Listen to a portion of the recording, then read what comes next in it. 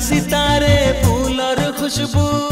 কাহো না প্যার হ্যায় সিনেমাটির মুক্তির পর রাতারাতি জনপ্রিয়তার শিখরে পৌঁছে যান বলিউড অভিনেতা ঋতিক রোশন। প্রথম ছবিতেই তার আকাশ ছোঁয়া সাফল্য এমন পর্যায়ে পৌঁছেছিল যে মাত্র 1 মাসের মধ্যে তার কাছে প্রায় 30,000 বিয়ের প্রস্তাব এসেছিল। সম্প্রতি ভারতে একটি জনপ্রিয় টক শোতে অংশ নিয়ে অভিনেতা নিজেই তার ক্যারিয়ার শুরুর দিকের সেই উন্মাদনার কথা শোনালেন।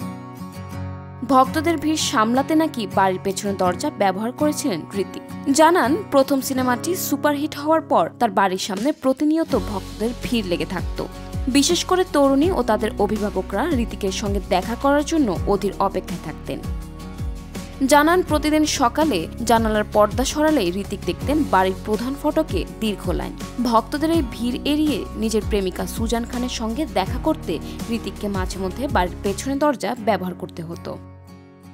সাফল্য, ব্যক্তিগত জীবন, পর্দায় সুপুরুষ চেহারা, নাচ এবং অভিনয়ের জাদুতে ঋতিক তখন ভারতীয় তরুণ প্রজন্মের কাছে গ্রিক গড হিসেবে পরিচিতি পান। তবে সেই বিপুল জনপ্রিয়তার মাঝেই তিনি তার বাল্যবন্ধু সুজান খানের সঙ্গে প্রণয় বজায় রাখেন। ভক্তদের হৃদয় ভেঙে 2000 সালে অভিনেতা সঞ্জয় খানের কন্যা সুজানকে বিয়ে করেন তিনি। ক্যারিয়ার শুরুতেই বিয়ের সিদ্ধান্ত নিলেও তার জনপ্রিয়তায় তার কোনো নেতিবাচক প্রভাব পড়েনি।